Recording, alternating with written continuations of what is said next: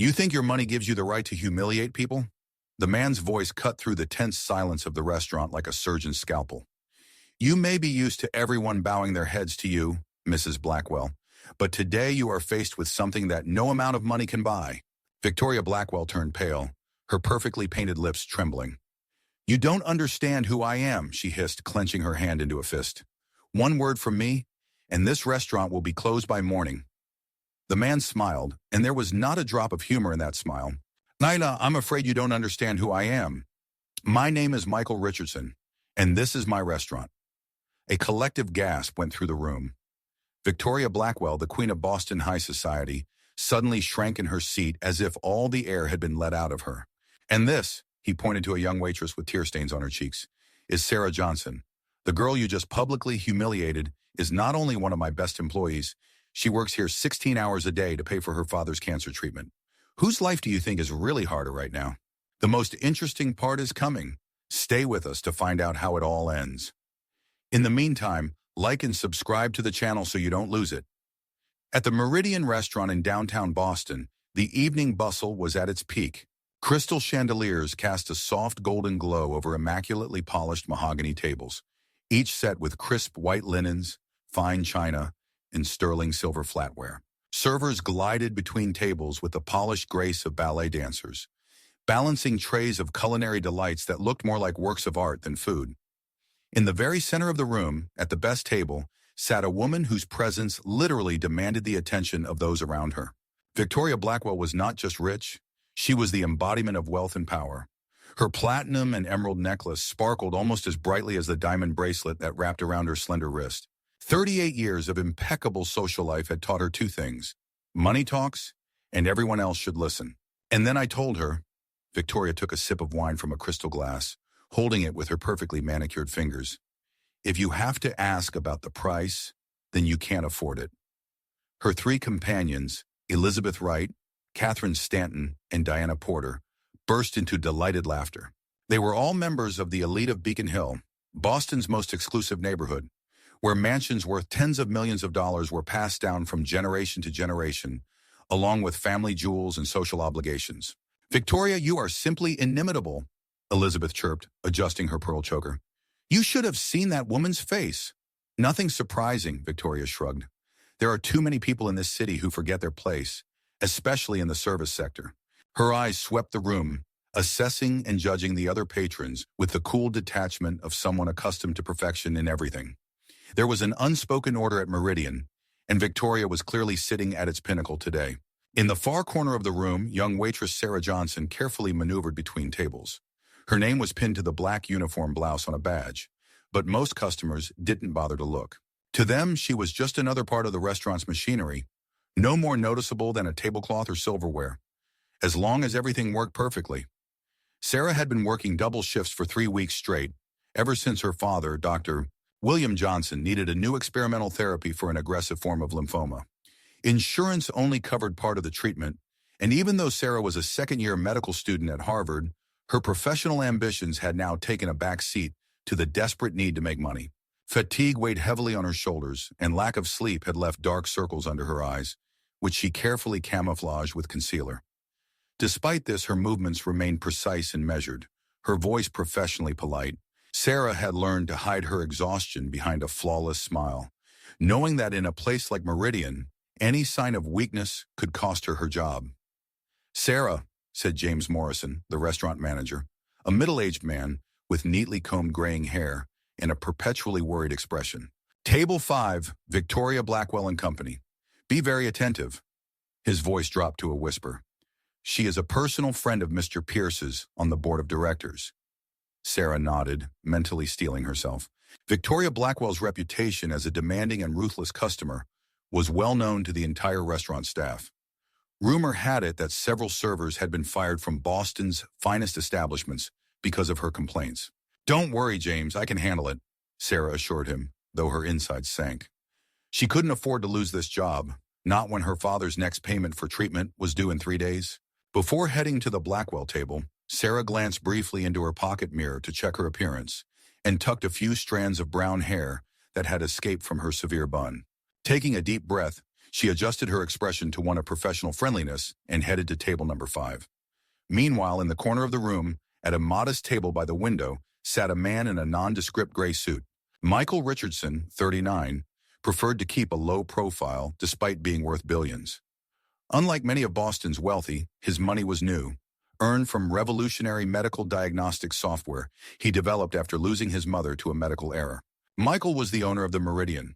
Though few customers or staff knew him by sight, he preferred to oversee the operations of his establishments anonymously, showing up unannounced at one restaurant after another in his growing empire.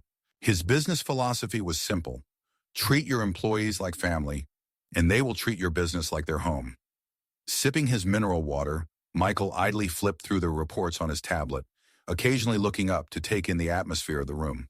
His attention was drawn to Sarah, noting the weariness beneath her impeccable professional facade and the way she closed her eyes for a moment, gathering her strength before walking up to Blackwell's desk. Something about her fortitude reminded him of his own mother, who had also worked as a waitress to support his education after his father abandoned them. Michael put his tablet down and decided to watch. He always believed that a person's true character was revealed by how they treated people who could give them nothing in return. Sarah approached Victoria Blackwell's desk with a perfect smile that betrayed neither the fatigue nor the anxiety bubbling within her. "Good evening, ladies," she said in a soft but confident voice. "My name is Sarah, and I will be your waitress tonight. May I offer you our signature cocktails or perhaps a bottle of Dom Perignon Rose Gold 2008? Victoria barely glanced at her, continuing her conversation with Diana about the latest charity gala. After a few seconds, when it became obvious that Sarah was not going to leave, she finally turned around. "Martini," Victoria snapped. "Triple filtered vodka with 1 olive leaf.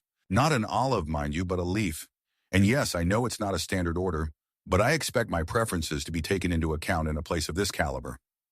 "Of course, ma'am," Sarah made a note in her notebook. "And for the rest of the ladies?" After Sarah had written down all the drink orders, Victoria finally turned her full attention, casting a critical eye over her. "Are you new here?" she asked in a tone that sounded more like an accusation than a question. "No, ma'am, I've been working at Meridian for 8 months now," Sarah replied. Victoria raised a perfectly plucked eyebrow. "It's weird. I come here every week and I don't remember you. You're not memorable enough, I guess." Her friends giggled as if on cue. "Victoria always notices only the best," added Catherine with a smile that did not reach her eyes. Sarah kept her professional smile, even though her chest tightened painfully. "I'll bring your drinks right away," she said, stepping away from the table. As she was already leaving, she heard Victoria say loudly enough for her words to carry across the nearby tables. "God, the staff is getting worse. Have you seen her hands? Totally unkempt, like they picked someone up off the street." Sarah felt a hot wave of shame rise to her cheeks. Her hands were indeed a little rough. Between medical school, working at the restaurant, and caring for her sick father, she hadn't had time for a manicure. Out of the corner of her eye, she saw the man in the gray suit in the corner tilt his head slightly, apparently having heard Victoria's comment as well. Their eyes met for a moment, and Sarah saw something akin to sympathy in his gaze. Returning to the bar, she took a deep breath, trying to calm herself. Monica Rivera, another waitress and Sarah's only friend in the restaurant, approached her. "Blackwell's desk?" she asked, sympathy in her voice. "Hang in there, friend. This woman is a shark." "I can handle it," Sarah said, though her voice wasn't as confident as she'd like. "I need that tip, Monica. Tomorrow's the last day to put down the deposit for Dad's new treatment." Monica squeezed her shoulder in support. "You're strong, Sarah. Stronger than all those pompous snobs put together. Don't let them get under your skin." Sarah smiled gratefully at her friend. They had met on Sarah's first day at Meridian, and Monica, whose parents had immigrated from Mexico, had quickly taken her under her wing. Unlike Sarah, Monica had been a waitress for 6 years, supporting a single mother and 3 younger brothers. "Thank you," Sarah whispered. "I just hope the evening goes without incident." The bartender, Jake, a young guy with tattoos hidden under his long-sleeved shirt, handed her a tray of drinks. "A special martini for Miss Demanding," he winked. "Good luck out there." Sarah carefully picked up the tray and headed back to Blackwell's desk. Every step was measured and precise. She couldn't afford the slightest mistake. Michael Richardson watched the scene with growing interest. He recognized Victoria Blackwell immediately. Her reputation in Boston's business community was almost as notorious as it was in society. The Blackwells controlled a significant amount of downtown real estate, and their political influence was well known. Victoria's late husband, Richard Blackwell, had been a Massachusetts state senator before he died suddenly of a heart attack 3 years earlier, leaving her with a vast fortune and extensive connections. But something about the young waitress's demeanor struck a chord with Michael. Her tenacity reminded him of his own journey, of the time when he was just a poor student with an ambitious idea and a tenacity that refused to admit defeat. He made a mental note to learn more about her. Sarah returned to Victoria's table with drinks. With the utmost care, she placed the appropriate glass in front of each lady. "Your martini, ma'am," she said, placing a tall glass of clear liquid in a single olive leaf in front of Victoria. "With triple filtered vodka and an olive leaf, as you requested." Victoria picked up the glass, raised it to her nose, and then took a small sip. Her face twisted into a grimace of displeasure. "That's not the martini I ordered," she said coldly. "It's too warm, and I can taste vermouth." "I'm sure I didn't mention vermouth." Sarah felt her heart begin to pound in her chest. She knew for a fact that Victoria hadn't mentioned the specifics of making a martini other than vodka and olive leaf, and bartender Jake was known for his cocktail-making skills. "Excuse me, ma'am," Sarah said, trying to keep her voice calm. "I'll replace it right away. Could you please specify any other cooking preferences you prefer?" "Oh my God," Victoria rolled her eyes. "Do I really need to explain the basics? The vodka has to be ice cold. The glass has to be pre-chilled. And absolutely no vermouth? Is that so hard to remember?" "Of course, ma'am, I understand." Sarah carefully took the glass back. "I'll fix the situation immediately." "And remove that ice," Victoria added, pointing to a glass of water. "I need mineral water at room temperature. Perrier, not San Pellegrino." "Right away, ma'am." As Sarah walked away, she heard Victoria say to her friends, "I swear the quality of service is declining drastically, even in the best places. Perhaps I should talk to Charles Pierce about changing management." Sarah felt a knot of anxiety growing inside her. If Victoria did complain to the board member, it could jeopardize not only her job, but also the job of James, the manager who had always been kind to her. At the bar, Jake met her with a puzzled expression on his face. "Is there something wrong with the martini?" he asked. "That's it, I guess," Sarah sighed. "She says it's too warm and that she tastes vermouth, even though she didn't say she didn't want it." Jake frowned. "I made the perfect dry martini, and as for the temperature, I literally just took the glass out of the freezer." "I know, Jake, but we need to make a new one. Extremely cold vodka, pre-chilled glass, and absolutely no vermouth." "Let me guess," Jake grumbled, pulling a new glass out of the freezer. "Blackwell's table?" Sarah nodded silently. "You're not the first to suffer under her nitpicking," he said, pouring vodka into a shaker with ice.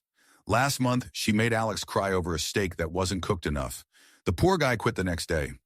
Sarah sighed as she watched Jake carefully mix a new cocktail. "I need this job, Jake. I can't afford to leave." "I know," he said sympathetically, handing her another martini that looked identical to the last one. "Hang in there, Sarah. It's going to be a long night." Michael Richardson continued to watch the situation unfold with growing concern. He had seen enough in life to recognize the classic case of a customer who enjoyed humiliating the service staff. Victoria Blackwell's behavior was typical of someone who used her position and money as a weapon against those who could not fight back. Michael took a sip of water, thinking. Under the rules of his own restaurants, intervention was not only permitted, but encouraged when customers crossed the line. Meridian was renowned not only for its excellent food, but also for the care it took of its employees. However, Michael preferred to observe before he acted, and this, while unpleasant, did not yet require his intervention. He decided to continue watching, making mental notes of how the young waitress handled the situation. Her professionalism was impressive. Many would have broken under such pressure. By the time Sarah returned to Victoria's table with another martini, the atmosphere had become even more tense. The women were discussing the latest divorce in their social circle, savoring every scandalous detail with barely concealed pleasure. "Your martini, ma'am." Sarah placed the glass carefully in front of Victoria. "Very chilled vodka. No vermouth, just as you prefer. And here's your Perrier mineral water, at room temperature." Victoria picked up the glass, looked at it critically, and then took a small sip. Her face remained impassive, but there was a glimmer of something like disappointment in her eyes, as if she were hoping to find a reason for another complaint. "That'll do," she finally said. "Now we're ready to order." Sarah pulled out her notebook, ready to take notes. "What exactly from our menu interests you, ma'am?" Victoria began her order, which was elaborate, with many variations on standard dishes, as was typical for clients of her status. Each request was accompanied by a commentary emphasizing her expertise in haute cuisine. And the salad must be perfectly balanced, she concluded her long order. Last time there was too much arugula and not enough radicchio. I hope you will convey that to the chef verbatim. Of course, ma'am, I wrote everything down exactly as you said, Sarah assured her, although her hands were already beginning to shake from the strain.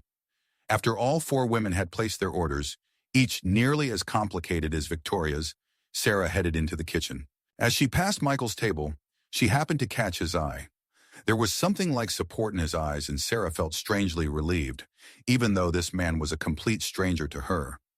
The kitchen was hot and noisy, as it always was during the middle of dinner.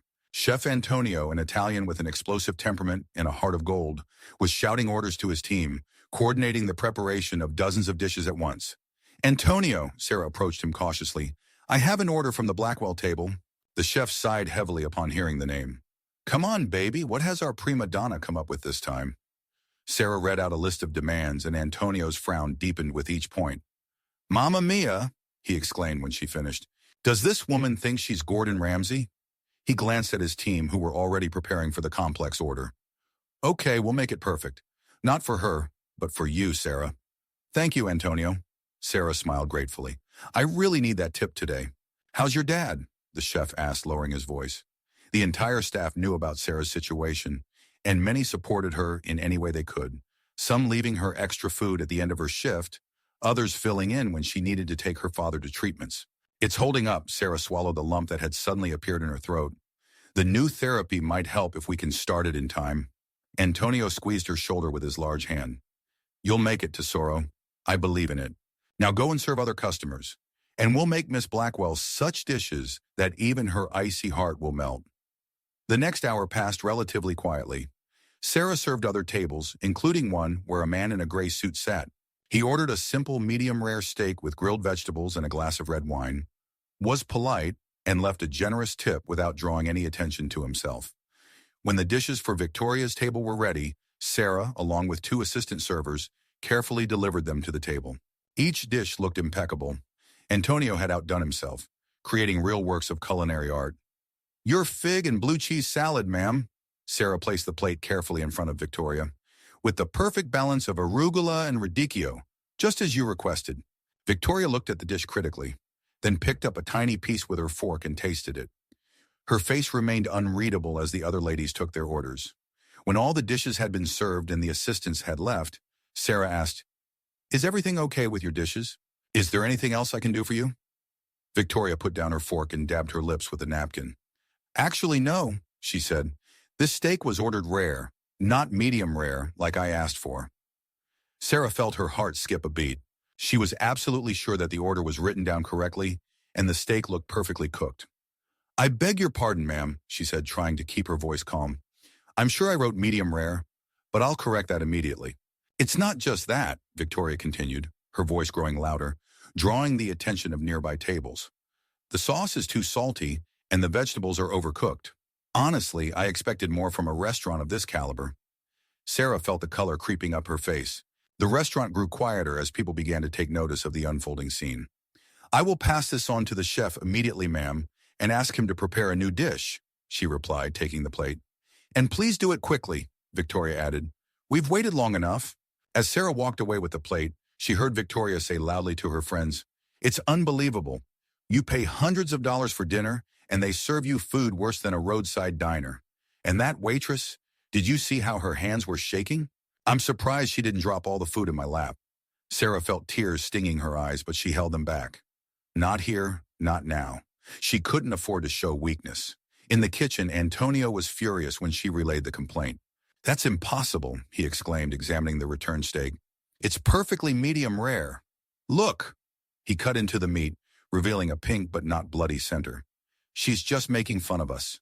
I know, Antonio, Sarah said quietly, but we need to make a new one, please. The chef looked at her for a long moment, then his shoulders slumped. Okay, Piccola, we'll make a new steak. But not for that evil witch, but for you. You don't deserve to be treated like that. While the new dish was cooking, Sarah wiped her eyes and tried to compose herself. Monica came up to her and put her arm around her shoulders. Hey, hold on, she whispered.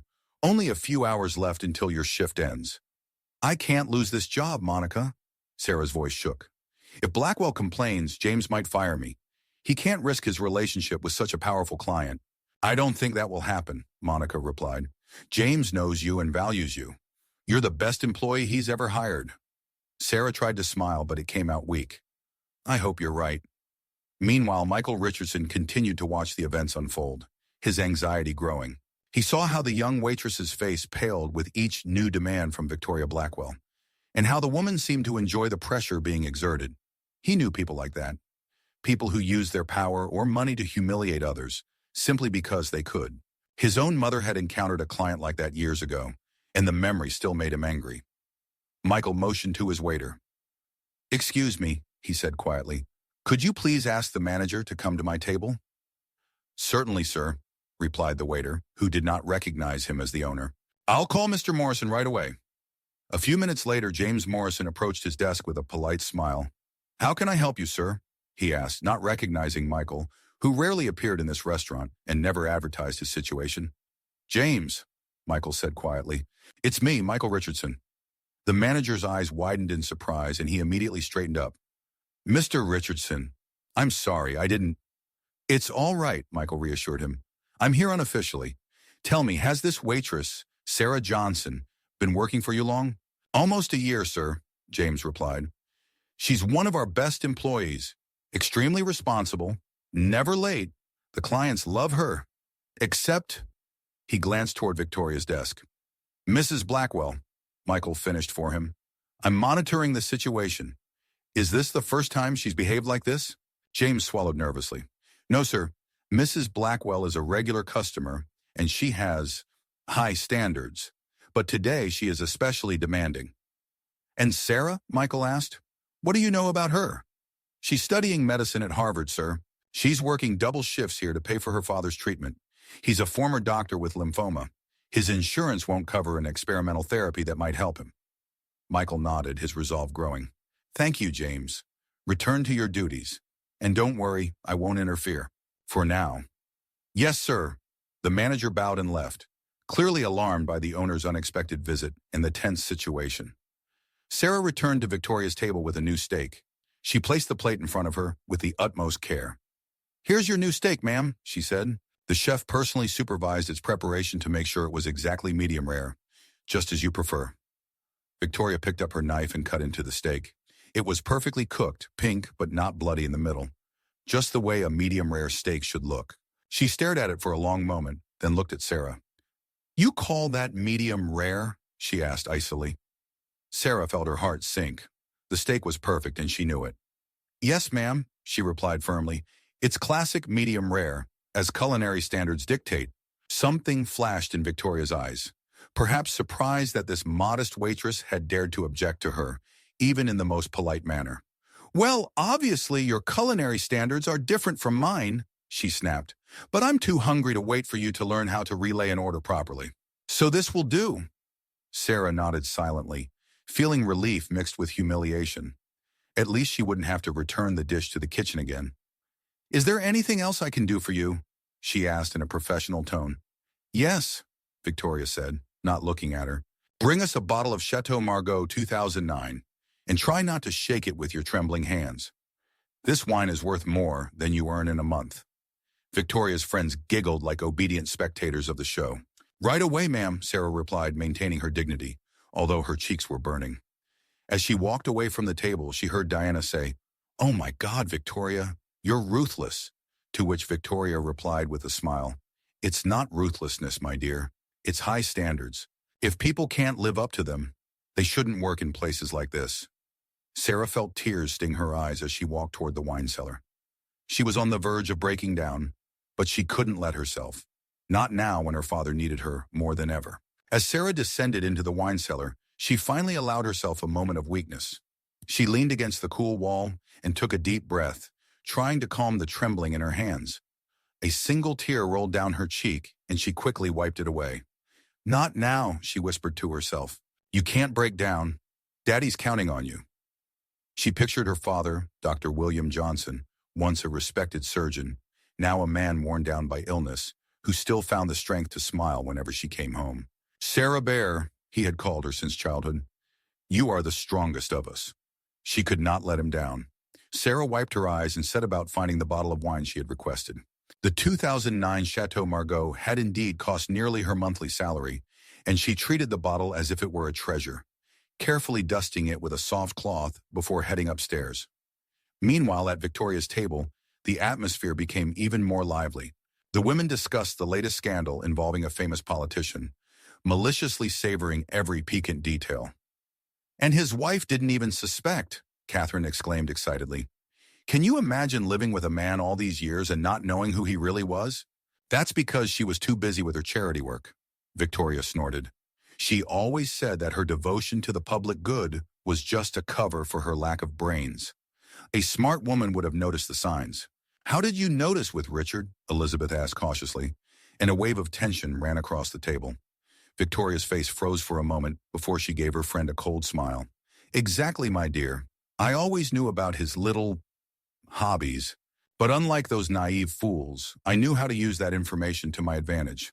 She took a sip of wine.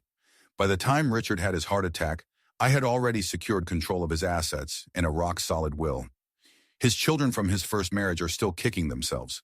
Diana giggled nervously, clearly impressed by her friend's ruthlessness. Victoria, you're something special. No wonder half of Boston is afraid of you. And they do the right thing, Victoria smiled like a contented cat. Fear is the hardest currency in our circle, much more reliable than love or respect. At that moment, Sarah returned with a bottle of wine. She placed it carefully on the table and began the process of opening it with a polished, professional grace. Chateau Margaux 2009, ma'am, she said, holding up the label to Victoria. One of the finest wines in our collection. Victoria barely glanced at the bottle, busy with her conversation. Sarah carefully opened it, removing the cork with a soft but distinct sound. She poured a small amount into Victoria's glass for tasting. Victoria, interrupting her story, picked up her glass, swirled the wine, sniffed it, and took a small sip. She thought for a moment, then nodded without looking at Sarah. It'll do. Sarah continued filling the glasses of all four women. As she was pouring wine for Diana, she suddenly moved her hands sharply, and a few drops of the precious drink fell onto the snow-white tablecloth. Oh my God, Diana cried. I'm so sorry, it's my fault. But before Sarah could answer, Victoria intervened. No, my dear, it's not your fault. It's hers, she pointed at Sarah. The clumsiness is astounding. Frankly, I'm surprised they still keep you on staff. Sarah froze, feeling the blood drain from her face. The injustice of the accusation was so blatant that she was momentarily speechless. I beg your pardon, ma'am, she finally managed. Let me rectify the situation immediately. She took out a clean napkin and carefully blotted the stain, trying to ignore Victoria's disdainful look. You know, Victoria continued, loud enough for the tables around her to hear, when I was young, we were taught that if you can't afford a good education, at least learn the basic skills of serving at a decent level. But the current generation doesn't seem to be capable of even that. Sarah finished cleaning the stain, her hands shaking slightly. She straightened up, trying to maintain some dignity. Will there be anything else, ma'am? She asked, her voice quiet but surprisingly firm. Yes, Victoria snapped. Competent service would be a great start. At the neighboring tables, people began to exchange glances, clearly embarrassed by Victoria's behavior. One elderly gentleman even shook his head in obvious disapproval. I will try to live up to your expectations, ma'am, Sarah replied, maintaining professionalism even as she seethed with resentment and humiliation inside. As she walked away from the table, Victoria turned to her friends. Did you see her face? She smirked. I swear these people think they deserve the same respect as us just because they wear a uniform and pretend to be polite. Michael Richardson, who had been watching the entire scene, felt anger rising inside him. He had met many powerful, wealthy people in his life, some respectable, others not so much. But Victoria Blackwell was a special type, someone who used her position and money solely to hurt those she considered beneath her. He motioned to the waiter and asked for the check. It was time to act. Victoria Blackwell might be used to getting away with her behavior, but not today. Not in his restaurant. Sarah returned to the kitchen, her face pale and her eyes red. Monica immediately went to her. What has this witch done now? She asked, hugging her friend by the shoulders. She accused me of spilling the wine when it was one of her friends, Sarah said, her voice finally breaking. Monica, I don't know how much more I can take. If she leaves a bad review, I could lose my job. And if I lose my job... Hey, Monica said, tightening her grip on her shoulders. You're not going to lose your job. James knows what a valuable employee you are. And the clients love you. Everyone except that bully and her entourage. Sarah tried to smile, but it didn't reach her eyes. I hope you're right. I need money for the next payment for Dad's treatment. The bill came yesterday, and this is the last chance. If we don't make an advance payment within 3 days, he will be excluded from the program. It'll be fine, Monica assured her, though her eyes were worried. Just hang in there a little longer. Their desserts will be ready soon, and maybe they'll leave after that. Sarah nodded, took a deep breath, and put on her mask of professional calm again. She had to endure this, for her father, for their future. At Victoria's table, the conversation turned to the charity gala that was to take place the following week. The tickets are $5,000, Victoria said, demonstratively pinching off tiny pieces of her dessert, a chocolate souffle with raspberry sauce. Of course, it's nothing compared to the real cost of my Versace dress, but what can you do? Charity is a kind of social obligation. What foundation is this event for? Elizabeth asked, picking at her cheesecake. Victoria paused, frowning slightly. Some kind of medical program. For children with cancer, I think. Or for cancer research. Honestly, I didn't really pay attention. The important thing is that the governor will be present, and this is a great opportunity to discuss some issues regarding the land in the city center that we want to buy. Michael Richardson shook his head when he heard this. He knew this attitude all too well. Charity as a networking opportunity rather than as a way to truly help those in need. He called James over and quietly gave him a few instructions. The manager looked surprised but nodded and headed to the bar, where he began explaining something to the bartender, Jake, who began preparing a bottle of champagne. Sarah returned to Victoria's table to check on the progress of the desserts. Is everything all right with your desserts, ma'am? She asked, maintaining a polite tone despite all the previous humiliations. Victoria gave her a cold look. The souffle is too sweet, and the sauce is too sour. But I'm already used to disappointments in this place. I can bring you something else instead, Sarah suggested. Don't bother, Victoria waved her hand. We're almost done. Just bring us the bill. Of course, ma'am. Sarah nodded and headed to the terminal to print out the invoice. She could hardly contain her relief. The ordeal was almost over. While she was busy counting, James approached Victoria's table, accompanied by bartender Jake, who was carrying a bottle of Dom Perignon champagne and 4 crystal glasses on a silver tray.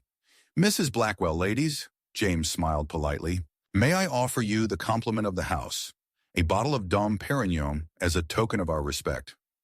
Victoria looked surprised, but then a smug smile appeared on her face. Well, she said, turning to her friends, it looks like someone has finally realized how to treat valuable clients.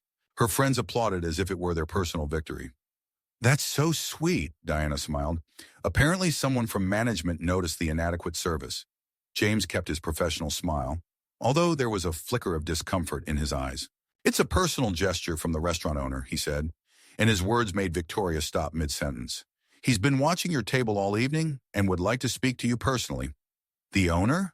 Victoria asked, her complacency wavering slightly. Is Charles Pierce here today? No, ma'am. Mr. Pierce is a member of the board of directors, but not an owner, James replied. Mr. Richardson, owner of the Meridian restaurant chain, is here today. Victoria looked puzzled. She clearly hadn't expected this turn of events. Well, that's a pleasant surprise, she said, adjusting her hair. Of course, I'll be glad to meet him. At that moment, a man in a gray suit rose from his seat and walked towards their table. As he approached, the restaurant became quieter and quieter. People intuitively sensed that something important was about to happen. Michael Richardson moved with the easy confidence of a man who knew exactly who he was and what he was going to do. As he approached Victoria's desk, James stepped aside respectfully. Mrs. Blackwell? Michael nodded with a polite but cold smile. I'm Michael Richardson, owner of the Meridian. Victoria instantly switched into the socialite mode that had served her so well all these years. Mr. Richardson, what an honor, she smiled, extending her hand. I'm a big fan of your restaurant. I come here almost every week. Michael shook her hand lightly, but his gaze remained appraising. Yes, I have heard about your frequent visits, he said, and about your special approach to the service personnel. Victoria's smile wavered slightly, but she quickly regained control. I just appreciate impeccable service, Mr. Richardson. In an establishment of your class, that should be the norm, shouldn't it? Impeccable service, of course, Michael nodded. But I also value impeccable treatment of my employees, the people who make this place what it is. A murmur ran through the room. The patrons at the neighboring tables stopped eating and drinking, their attention riveted to the unfolding scene. What do you mean? Victoria asked, her voice slightly tense. Michael looked back and saw Sarah, who had returned with the bill and was now standing at a respectful distance, not understanding what was happening. Sarah, he called, please come here. Sarah approached hesitantly, her eyes wide with surprise and alarm. Yes, sir? Michael smiled softly at her. Sarah, I've been watching you all evening. Your professionalism and patience under extremely difficult circumstances are impressive. Victoria turned her head sharply, looking from Michael to Sarah and back again. Excuse me, what? Her voice was no longer so confident. Mrs. Blackwell. Michael turned to face her, his voice calm but with a steely edge. I've always believed that a person's character is best revealed by how they treat those who can't treat them back. Tonight, I watched you systematically humiliate one of my best employees, not because she did anything wrong, but simply because you could. The restaurant was completely silent. All eyes were on their table. Victoria turned pale, her perfectly painted lips parted in silent amazement. This is a misunderstanding, she began, but Michael raised his hand, stopping her. It's not a misunderstanding. His voice was soft but firm. I was sitting close enough to hear every word you said. I saw the perfectly cooked steak you returned. I saw your friend. He nodded toward Diana, who was cowering in her seat. Spill her wine, and you blame Sarah. Victoria straightened up, her face gradually turning reddish. Not from embarrassment, but from anger. How dare you, she hissed. Do you realize who I am? My husband was a state senator. I personally know half the Boston City Council. I know perfectly well who you are, Mrs. Blackwell, Michael replied calmly. But the question is, do you know who Sarah is? He turned to the young woman, who stood frozen in shock, her face pale and her eyes wide.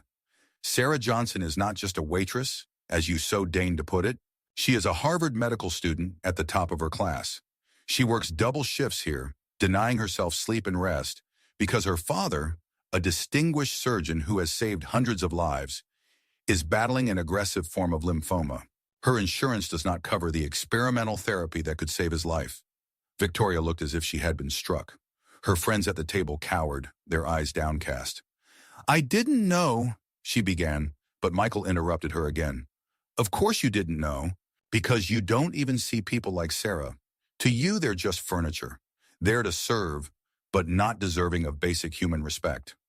He turned to the rest of the restaurant's patrons, who were watching the scene in complete silence. At Meridian, we believe in two core values, he said loudly and clearly. Excellent food and impeccable service, yes, but also, and no less important, respect. Respect for the food, for the traditions, for the customers, and, of course, for our team. Without these people, he gestured around the room, including the chefs, waiters, bartenders, this restaurant would just be an empty room, with beautiful furniture. A murmur of approval ran through the hall, and some visitors even began to applaud. Victoria sat silently, her face a mask of poorly concealed humiliation and anger. She was clearly not used to being on this side of public humiliation. As for you, Mrs. Blackwell, Michael turned to her again, his voice dropping to a dangerously polite tone. I could ask you to leave the restaurant and never return, but instead I want to offer you an opportunity for self-reflection. He picked up the bottle of champagne that Jake was still holding and placed it on the table. This Dom Perignon costs $800. Instead of giving it to you, I propose that you donate that amount as well as your entire bill today, which is, he glanced at the bill in Sarah's hand, $1,250 to the Cancer Fund, the same one for which you are going to a charity gala next week. Victoria opened her mouth, but no words came out. Her friends looked like scared rabbits caught in the headlights. In addition, Michael continued, I will personally double the amount and use it to pay for Dr. William Johnson's treatment. And he turned to Sarah. Starting tomorrow, you are on paid leave for 2 weeks, Sarah.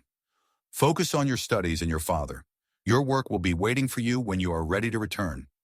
Sarah's eyes filled with tears, but this time they were tears of relief and gratitude. Mr. Richardson, I don't know what to say. No need to say anything, he smiled softly. You have earned this with your work and dignity in the face of undeserved cruelty." Then he turned back to Victoria, who sat with her lips pressed into a thin line, her hands shaking with suppressed rage. "You think your money gives you the right to humiliate people?" Michael's voice cut through the tense silence of the restaurant like a surgeon's scalpel. "You may be used to everyone bowing their heads to you, Mrs. Blackwell, but today you are faced with something that no amount of money can buy." Victoria turned pale. Her perfectly painted lips trembled. "You don't understand who I am," she hissed, clenching her hand into a fist. "One word from me, and this restaurant will be closed by morning." Michael smiled, and there was no humor in it. "I'm afraid you don't understand who I am. My name is Michael Richardson, and this is my restaurant." A collective gasp went through the room. Victoria Blackwell, the queen of Boston high society, suddenly shrank in her seat as if all the air had been let out of her. "And this," he pointed to a young waitress with tear stains on her cheeks, "is Sarah Johnson. The girl you just publicly humiliated is not only one of my best employees, she works here 16 hours a day to pay for her father's cancer treatment. Whose life do you think is really harder right now?" The Meridian restaurant was so silent that you could hear the dripping of the faucet in the back kitchen. All eyes were on table 5, where Victoria Blackwell, who had been the picture of arrogant confidence a moment before, now sat with the expression of someone who had just been stripped naked in public. Her friends at the table avoided eye contact, their faces expressing a mixture of embarrassment and discomfort. They, accustomed to witnessing and participating in Victoria's social triumphs, now found themselves in the front row to witness her humiliation. Victoria finally found her voice, although it no longer sounded as confident as before. "Mr. Richardson," she began, trying to regain control of the situation, "I admit that I may have been too demanding tonight, but believe me, I had no intention of causing harm. I simply hold myself to high standards and—" "No, Mrs. Blackwell," Michael interrupted gently but firmly. "What you did had nothing to do with high standards. High standards do not require the demeaning of others. They require respect for skill, diligence, and human dignity." He paused, his gaze softening as he looked at Sarah, who was still standing nearby, her eyes wide and her face a mixture of shock and relief. "Sarah," he said, "you need to rest. Tomorrow I would like to meet you in my office to discuss the details of your vacation and other matters." Sarah nodded, not trusting her voice. Tears of relief and gratitude stood in her eyes, but she wouldn't let them fall. "Not here, not in front of everyone." "Thank you, Mr. Richardson," she said at last in a quiet but firm voice. Monica, who had been watching the scene from the corner of the room, hurried over to her friend and put her arm around her shoulders, casting a grateful glance at Michael. Victoria, observing this display of solidarity, shrank even further in her chair. Her face took on an ashen hue, and her hands, which usually held a glass of wine with confidence, were now visibly shaking. I'll pay for dinner," she said, taking out her credit card. "And the champagne, too." Michael shook his head. "Your dinner was paid for tonight, Mrs. Blackwell, but not by me and not by you. It was paid for by the lesson you taught everyone here, a lesson about how money and power can distort the human soul if they are allowed to override basic human dignity." A murmur of approval ran through the room. Some of the diners even began to applaud, at first timidly, then more confidently. The claps grew louder until the entire restaurant was filled with applause. Victoria stood up quickly, her face distorted with rage and humiliation. "You'll regret this," she hissed, grabbing her designer bag. "I have friends on the city council, on the health commission. One word from me and—" "So what, Mrs. Blackwell?" Michael asked calmly. "Are you going to close the restaurant? Ruin my business?" He smiled, but his eyes were serious. "You know, there have been times in my life when I had nothing but an idea and a determination to change the world for the better. And every time I lost everything material, I discovered that the most valuable thing remained with me: my honor, my conscience, and the respect of the people who really matter." He took a step back. His voice was quiet, but every word was clearly heard in the silent hall. "I'm not afraid of losing the restaurant, Mrs. Blackwell. I'd be more afraid of losing my soul by turning a blind eye to injustice in an effort to maintain profits." Victoria stood still, her lips pressed into a thin line. Her eyes were filled with a storm of emotion: anger, humiliation, fear, and perhaps a tiny spark of recognition. "Let's go," she said sharply to her friends, who quickly stood up, avoiding looking anyone in the eye. As they headed for the exit, Victoria walked with her head held high, but her usual graceful gait had become stiff and nervous. Halfway to the door, she stopped and turned around for a moment, her eyes meeting Sarah's. In that moment, something inexpressible happened between the two women. A moment of understanding, perhaps, or a spark of recognition of a common humanity hidden beneath layers of social roles and expectations. Victoria then looked away and continued toward the door, her heels tapping a sharp rhythm on the marble floor. As the door closed behind her, a collective sigh of relief swept through the restaurant. Michael turned to the rest of the customers with a genuine smile. "Please continue with your dinner," he said, "and know that at Meridian we value every guest, but we value dignity and humanity in our relationships with each other even more." Gradually, the restaurant returned to its normal rhythm. Conversations resumed, waiters continued serving, although the echo of what had happened could still be felt in the hushed discussions and glances thrown in Michael and Sarah's direction. Michael gently took Sarah by the elbow and led her to the side where they could talk more privately. "How are you holding up?" he asked with genuine concern. Sarah took a deep breath, trying to collect her thoughts. "I don't know what to say, Mr. Richardson. Thank you. It doesn't seem enough, but I really am grateful." Michael shook his head. "Don't thank me, Sarah. You have earned respect for your professionalism and tenacity. I just did what I had to do." He paused as if thinking about something. "James told me about your situation, about your father. Is it true that the payment for the treatment expires in 3 days?" Sarah nodded, her eyes filling with tears again. "Yes, this is his last chance to get into the experimental program. Insurance does not cover such procedures, and the cost—" She hesitated, not wanting to shift her problems onto the shoulders of this already kind man. "How much?" Michael asked bluntly. $27,000 for the first course," Sarah answered quietly. "I have almost 19 saved, but it's still not enough. And there's almost no time left." Michael nodded thoughtfully. "My mother died of cancer when I was 22, he said quietly. "It was a rare form of pancreatic cancer. We couldn't afford the experimental treatments that might have helped her. The doctors said the chances were slim, but—" He paused, lost in thought. "I vowed that if I was ever in a position where I could help someone in a similar situation, I would do so without hesitation." He looked at Sarah again, his gaze firm and determined. "Come to my office tomorrow morning at 10 o'clock. We will take care of your father's treatment." Sarah felt the ground shift beneath her. It was too much kindness, too much hope after months of despair. "Mr. Richardson, I cannot accept. It is too generous." "You can and you will," Michael interrupted gently. "Think of it as an investment in the future of medicine. The world needs doctors like you, Sarah. Doctors who understand what it means to struggle and suffer, who see the person behind the disease." He smiled, and there was a determination in his smile that could not be shaken. "In addition, my company, Richardson Medical Systems, is always looking for promising young professionals for internship programs and research projects. When you complete your training, I hope you will consider joining us." Sarah couldn't take it anymore.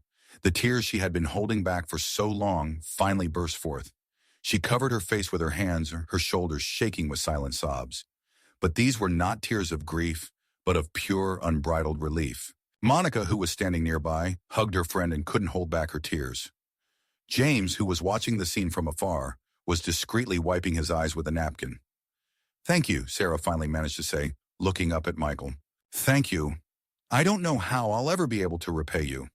"Be the best doctor you can be," Michael said simply, "and never forget to treat people, all people, with the respect and dignity they deserve. That will be the best thank you." He paused, and a slightly mischievous smile appeared on his face. "Now I think you should go home and tell your father the good news, and tomorrow we'll discuss the details." Sarah nodded, unable to speak anymore. Monica gently led her to the service exit, where they could gather their things and change. Michael watched them go and felt a strange satisfaction. Not smugness, not pride in having done something noble, but a simple, pure realization that sometimes the universe presents an opportunity to do the right thing, and you happen to be in the right place at the right time. He returned to his desk to pay the bill and gather his things. The older gentleman at the next table, who had been watching Victoria's behavior with disapproval earlier, turned to look at him. "Young man," the old man said, and there was respect in his voice, "I've seen a lot in my 78 years, but what I witnessed today reminded me that there are still people willing to stand up for what's right.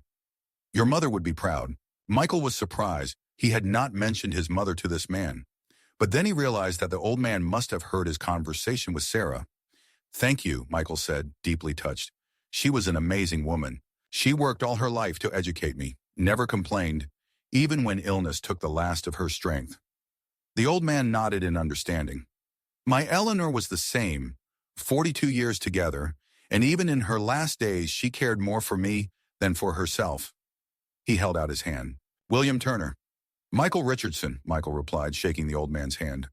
"I know who you are, Mr. Richardson." William smiled. "Your work in medical diagnostics has saved thousands of lives, including my granddaughter's. Doctors missed a rare congenital heart defect, but your system corrected it. She's 16 now, and she dreams of becoming a heart surgeon." Michael felt a lump in his throat. Sometimes the world seems surprisingly small, and the circle closed in the most unexpected ways. "I'm glad to hear it, Mr. Turner. Very glad." Michael took a deep breath of fresh air as he walked out of the restaurant into the cool Boston evening. The sky was clear, the stars shining brightly over the city. He hadn't planned on getting involved today, hadn't planned on being part of the drama. But sometimes life has plans other than ours. Victoria Blackwell sat in the luxurious interior of her Bentley, parked 2 blocks from the Meridian restaurant. Her hands, usually steady and confident, were shaking so badly that she could barely reach into her gold cigarette case to remove a cigarette. Elizabeth, Diana, and Catherine sat in tense silence, unsure of what to say or how to respond to the public humiliation they had just witnessed. This is unheard of," Victoria finally hissed, her voice shaking with rage and humiliation. "How dare this upstart speak to me like that? Do you have any idea who I am in this city?" No one answered. Diana nervously fiddled with her pearl necklace. Catherine studied her manicure, and Elizabeth looked out the window at the passers-by as if they were the most interesting sight in the world. "Well?" Victoria turned to her friends, her eyes shining with rage. "Aquin, have you all lost your power of speech? 10 minutes ago, you were laughing at my every word." "Victoria," Elizabeth began carefully, "maybe we should all just go home and—" "Home?" Victoria cried. "After being publicly humiliated? I'm not going to let this go. I'm going to destroy this restaurant. I'm going to destroy this Richardson. I'm—" "Victoria," Diana interrupted, her voice quieter than usual. What if he was right?" There was a dead silence. Victoria slowly turned to her friend. Her gaze could freeze the flames of heck. What did you say?" Diana swallowed nervously, but found the strength to continue. "I said, what if he was right? About how we treat people." She took a deep breath. "Remember how you talked to that girl, how we all acted. If someone talked to your daughter Amanda like that—" "Don't you dare drag my daughter into this," Victoria snapped. "And since when did you become the protector of all the waitresses in the world? Maybe you should go work with them, since you sympathize with them so much." Diana recoiled as if from a slap, but something in her eyes changed. She straightened up and looked Victoria straight in the eyes. "You know what your problem is, Victoria? You've become so accustomed to your situation that you've forgotten what it's like to be human. I can't participate in this anymore." She opened the car door. "I'm getting out." "Are you kidding?" Victoria laughed, but there was no humor in her laughter. "And where are you going? To hail a taxi like a commoner?" "If necessary," Diana replied with unexpected dignity. "Goodbye, Victoria, and I hope you find a way to be a better person." She got out of the car and closed the door, leaving Victoria in shock. A moment later, Elizabeth opened the door too. "Elizabeth!" Victoria cried. "Don't tell me you're too—" "I'm sorry, Victoria," Elizabeth said quietly. "But Diana's right. What happened tonight? It made me think about a lot of things. About who I've become." She shook her head. "I can't be a part of this anymore." And she too went out, joining Diana, who was waiting for her on the sidewalk. "Are they nuts?" Victoria hissed, turning to Catherine, the last one left in the car. "Has this Richardson brainwashed them? Or has this suddenly become an evening of charity and virtue?" Catherine looked torn between her fear of Victoria and her desire to follow her friends. I don't know, Victoria, but what you did to that girl—" "Oh God, not you too," Victoria interrupted. "Do you know that without me you are nobody in this town? Who will invite you to the next charity ball? Who will recommend you to the committees? Who—" She fell silent when she saw the expression on Catherine's face, a mixture of pity and disgust. "That's you, Victoria," Catherine said quietly. It's all about power and control. Never friendship, never humanity. She opened the door. You know, I've always been afraid of you. We all have. But today I realized that the most pathetic person is the one who can only be loved out of fear. And she too left, leaving Victoria alone in the luxury car. Victoria sat motionless, her hands gripping the steering wheel so tightly her knuckles were white. In the rearview mirror, she saw her 3 former friends walking away together, their silhouettes gradually dissolving into the night. Something wet fell on her hand. Victoria realized with surprise that it was a tear, her own. When was the last time she cried? At Richard's funeral? No, even then she had remained dry and collected. After all, the cameras were on her. She started the engine and pulled out onto the road, with no particular destination in mind, just the need to move. Thoughts swirled in her head, memories flooding in, one after another, not just of tonight, but of her entire life. Of Richard, whom she did not love but whom she married for position and money. Of his children from his first marriage, whom she systematically alienated from their father. Of his daughter Amanda, sent to an elite Swiss boarding school at 13 because motherhood took too much time from Victoria's social life. About the people she used and threw away, about the competitors she destroyed, about the weak she mocked, and about that girl, Sarah, the girl who worked double shifts to save her father, while Victoria spent more on a single dress than his treatment cost. Automatically, she turned onto a small street and stopped in front of a modest apartment building in a working-class area of Boston. Victoria herself did not understand why she had come here, but something was pulling her, some force stronger than herself. She got out of the car and walked up to the entrance, studying the list of tenants. Johnson W&S, 3rd floor, apartment 12. What was she doing? Why was she here? To apologize? To insult the girl again? Victoria herself didn't know, but she pressed the intercom button. Yes? A female voice said, and Victoria recognized Sarah. This is... Her voice wavered. This is Victoria Blackwell, from the restaurant. Long pause. What do you want? Sarah's voice sounded wary. I don't know, Victoria answered honestly. Can I come up? For a minute? An even longer pause. Then the sound of a door opening. 3rd floor, apartment 12, Sarah said and hung up. Victoria climbed the stairs, each step a struggle. Her designer shoes weren't designed for this kind of exercise, but that seemed the least of her problems right now. The door to apartment 12 was slightly open. Victoria knocked carefully and entered. The apartment was small but cozy and clean. Simple furniture, a few bookshelves filled with medical textbooks, photographs on the walls. In the corner of the living room stood a hospital bed on which lay a thin man with gray hair. Despite his obvious illness, his eyes were clear and attentive. Sarah stood next to the bed, her face wary but not hostile. Mrs. Blackwell, she said formally, this is my father, Dr. William Johnson. The man on the bed raised himself slightly. So you are the lady from the restaurant, he said in a weak but clear voice. Sarah has just told me what happened, and about Mr. Richardson's extraordinary generosity. Victoria felt her face flush. What could she say to this man? This girl? She faltered. The words that usually came so easily now stuck in her throat. I came to apologize. Sarah looked surprised but said nothing.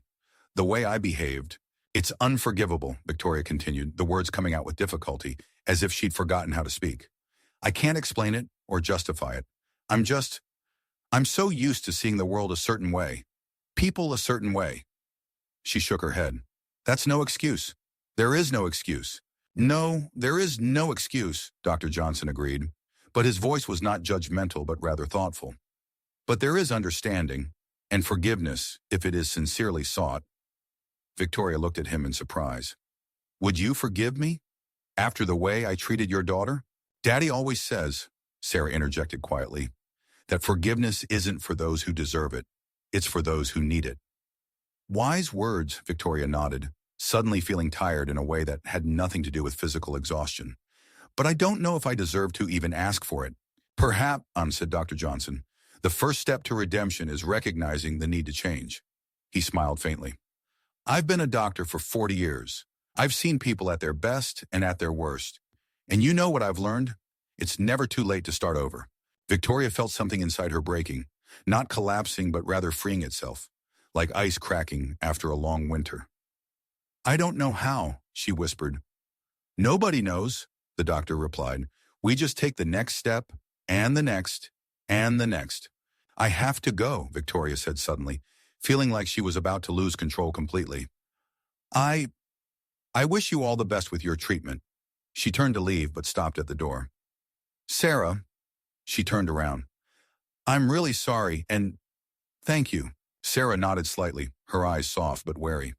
Good luck, Mrs. Blackwell. Victoria left the apartment, walked down the stairs and got into her car. But she didn't start the engine. Instead, she just sat there, looking out the windshield at the night sky. For the first time in years, she allowed herself to just feel. Not plan, not manipulate, not control, just feel. And it hurt, so much it left her choking. But it was a good pain, cleansing, like disinfectant on an open wound. She took out her phone and dialed a number she hadn't dialed in almost 5 years. Amanda, she said when her daughter answered. It's Mom. I know it's late, but I need to talk to you. Really talk. The morning in Boston was crisp and cool, with that special autumn light that turns ordinary streets into impressionist paintings. Sarah Johnson walked across the marble floor of the Richardson Tower lobby, a spectacular glass skyscraper in the city's financial district. Her heart was beating faster than usual, and she clutched her father's medical records tightly in her hand. She had barely slept since yesterday's events, her thoughts darting between hope, disbelief, and a strange sense of unreality. Victoria Blackwell's visit had only added to the surreal feeling of seeing this proud, arrogant woman in their modest apartment, hearing her apologize. Miss Johnson!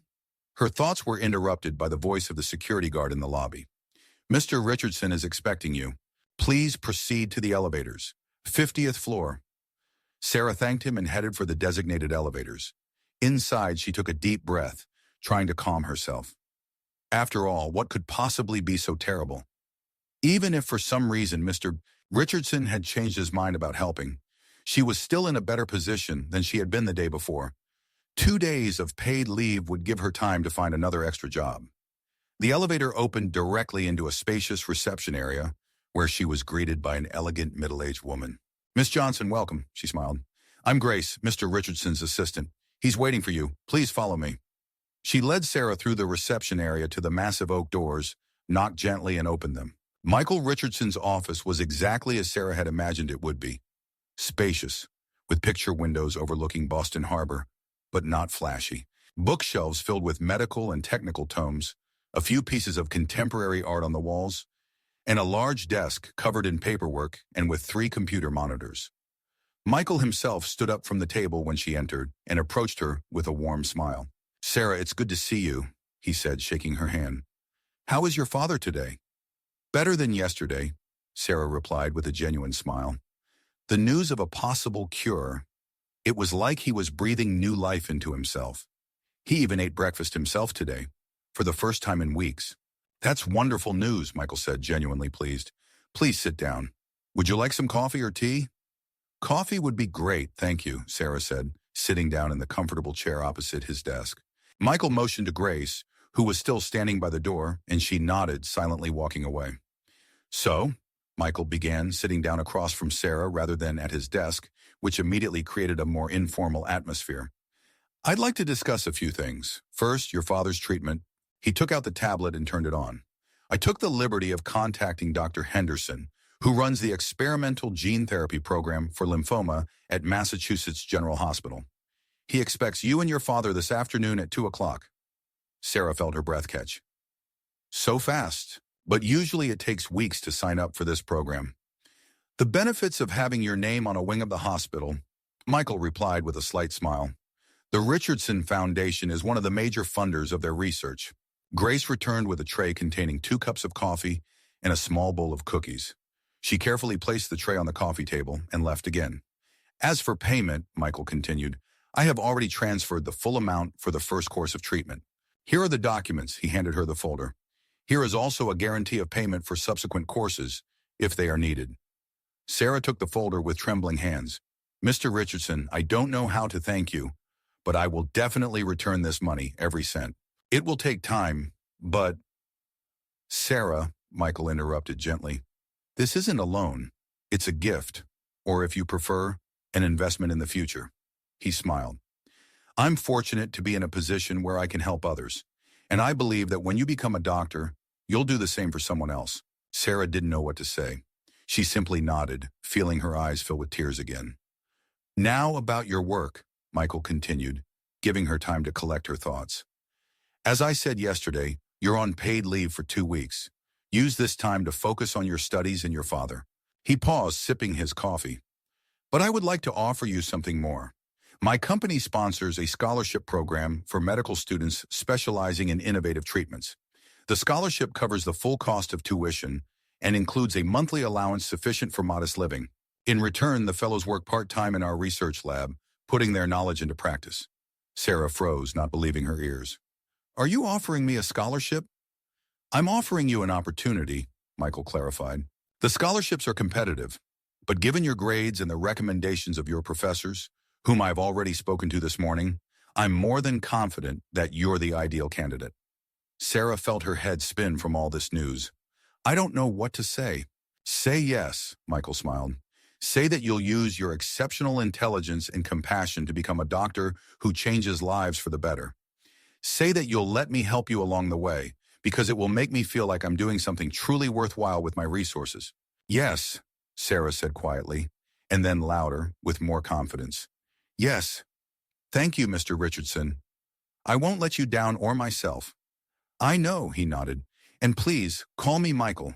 They talked for nearly another hour, discussing the details of the scholarship program, the medical diagnostics research Michael's company was doing, and the treatment Sarah's father was about to receive. By the end of the conversation, Sarah felt like more than just a recipient of charity, but someone who had been offered a partnership based on respect and shared purpose. As she was about to leave, Michael stopped her. There's one more thing, he said. I got a strange call this morning from Victoria Blackwell. Sarah tensed, remembering yesterday's unexpected visit. She came to our house last night, she said. To apologize, it was unexpected. I can imagine, Michael nodded. She called me for the same purpose, and with a proposal. He took an envelope from the table and handed it to Sarah. She asked me to give you this. She said she wouldn't dare give it to you in person, lest it seem like she was trying to buy her way out of it. Sarah hesitantly took the envelope and opened it. Inside was a bank transfer receipt made out to the Dr. William Johnson Cancer Research Foundation. The amount of the transfer was $2 million. What? Sarah stared at the paper, not believing her eyes. But such a fund doesn't exist. Not yet, Michael agreed. Mrs.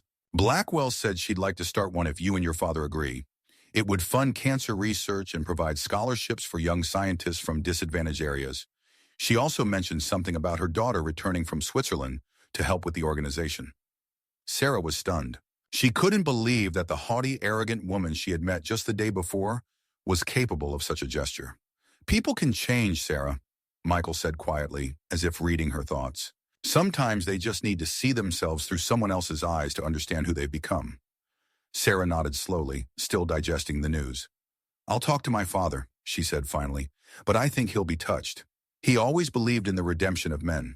Michael walked her to the elevator. You know, Sarah, he said as the doors opened, sometimes the most important lessons in life are learned not in the classrooms, but in the most unexpected places. Last night at the Meridian, it wasn't just Mrs. Blackwell and her friends who learned the lesson, it was all of us. Sarah smiled and entered the elevator. I'll remember that, Michael, and thank you, not just for helping me, but for showing me what a man of real power and influence can be. As the elevator doors closed, Sarah closed her eyes, allowing herself to fully feel for a moment all the emotions swirling inside her.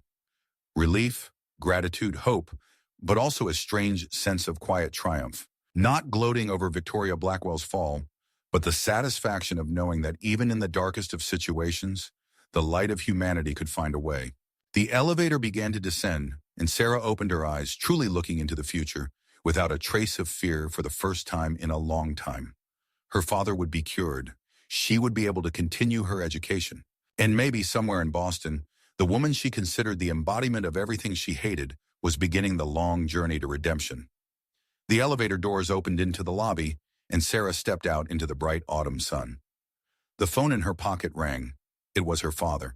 She smiled and answered, ready to tell him the news that would change their lives. Dad, she said, her voice shaking with emotion, you won't believe what just happened. In that moment, standing in the lobby of a luxury skyscraper, with sunlight streaming through the glass walls, Sarah Johnson understood one simple truth. In a world full of injustice and pain, there is always room for goodness, redemption, and second chances. And sometimes, just sometimes, the universe evens the score in the most unexpected ways. And 50 floors above her, Michael Richardson looked out his office window at Sarah's tiny figure, walking out of the building into the bright autumn day. He thought of his mother, of the times they had struggled to make ends meet, of her endless faith that one day things would get better. "You were right, Mom," he said quietly into the empty office. "Everything does come back. Sometimes you just have to wait a little while."